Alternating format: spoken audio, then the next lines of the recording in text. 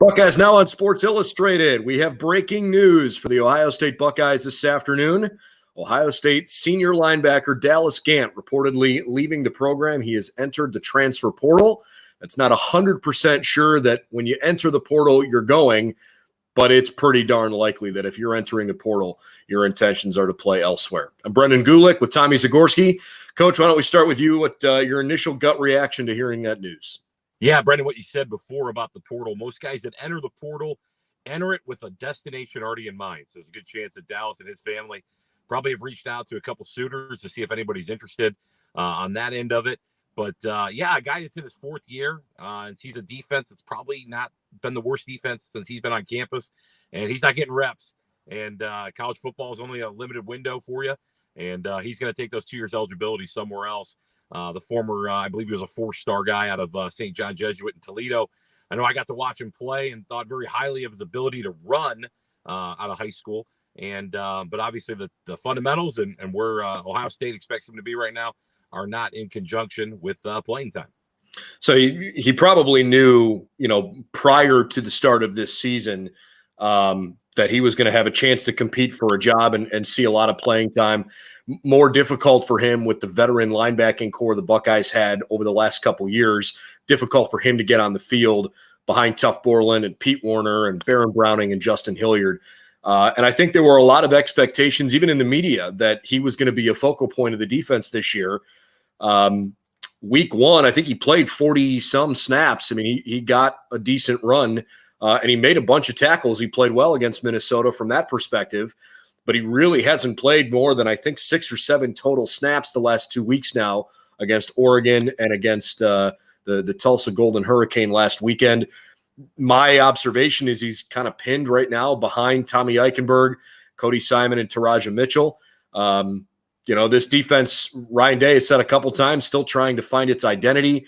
Obviously, there have been some responsibilities that have changed a bit on the Buckeye coaching staff. But for whatever reason, Dallas Gant felt like maybe this wasn't what he was hoping for. He's a true fourth-year senior, and now he's looking to take his talents elsewhere. Absolutely. Yeah, it's tough, especially when you play in that opening game and you find out a lot about yourself.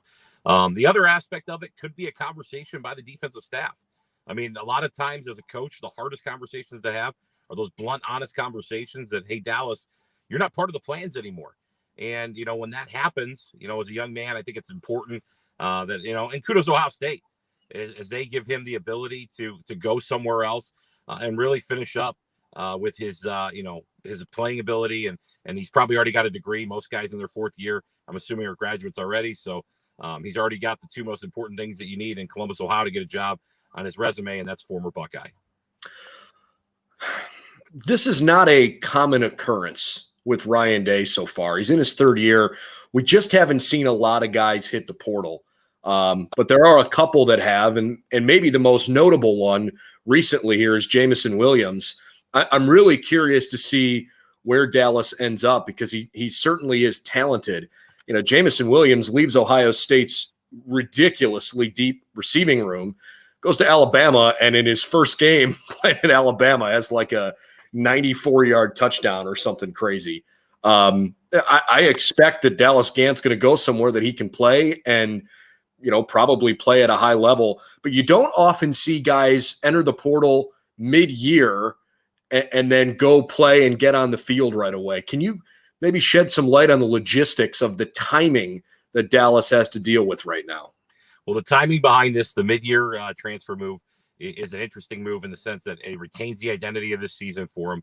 If he has not redshirted already with the Buckeyes, he would actually get this season back because he would have played in less than 4 games. He could use that as a redshirt year for him. I'm not aware if he's got a redshirt, if you know that or not, Brendan. I don't. With the COVID year, you add the additional year.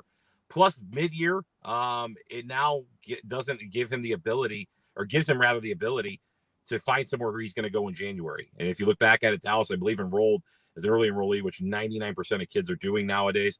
I believe he was became a Buckeye in January of, it would probably be 18 when he enrolled. 2018. When he enrolled at Ohio State. So if he has not redshirted yet, it's important that he leaves the program immediately. And the reason being is that he can't go play on a special teams unit going forward. So he's already played right now in 3 games. That 4th game would be the last game for the redshirt year for him. And if he played in any games after that, he would lose that year of eligibility going forward from that standpoint. Could he be on another team's roster this fall? No. At this point now, he cannot be on another team's roster. The transfer portal deadline was in July. Since that moment has already gone past, there is one loophole, and that is if classes have not started yet at a certain university, you can sometimes get it as a bypass. I don't know what higher academic institution right now, unless ITT Tech's putting together a college football team.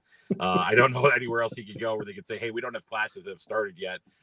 Even as a fall enrollee, you can work back. Some schools have a fall semester that you can get back into that, but because classes have already started for the fall semester, he will not play anywhere else this fall.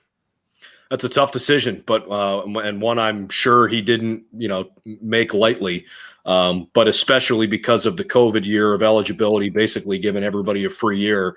Now he would have 2 years if he doesn't, if he leaves the program immediately, doesn't play that 4th game, he could play, this eligibility season plus an additional one for COVID wherever he chooses to end up. The other 2 guys that come to mind in the transfer portal recently, obviously the one was Jamison Williams.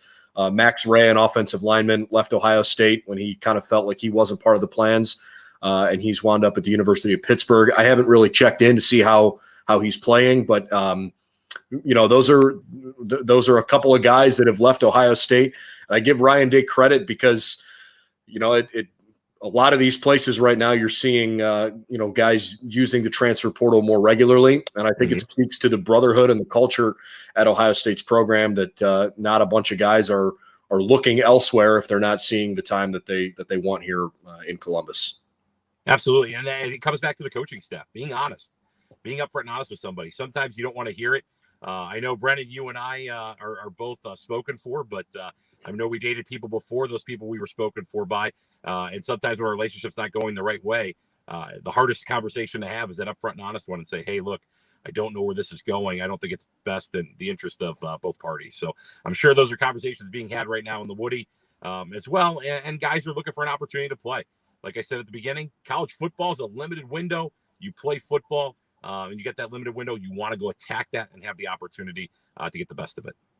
Tommy Zagorski, appreciate your insight. Breaking news today, Dallas Gant has entered the transfer portal for the Ohio State Buckeyes. You can read more about that over on BuckeyesNow.com. Thanks, Coach. You got it. Go Bucks.